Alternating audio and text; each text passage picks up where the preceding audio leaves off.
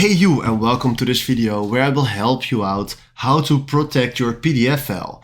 And I will do this with the website ilovepdf.com because this is the best website for everything around your PDFs.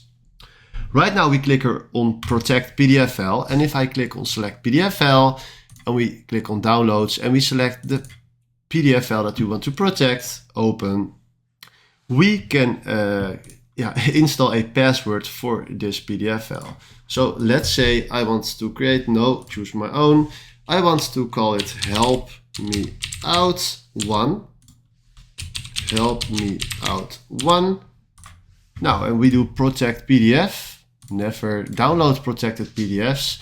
And right now, if you click here on this PDF, you need to fill in a password to open the PDF. Guys, seriously, this is awesome. So right now, if you fill in the password, we have access to this PDF. This is seriously one of the most nice features that I ever seen from using a PDF file. So this is exactly how you can do this with this website. And if you found this video helpful, please consider subscribing and give this video a like. And then for now, thanks for watching.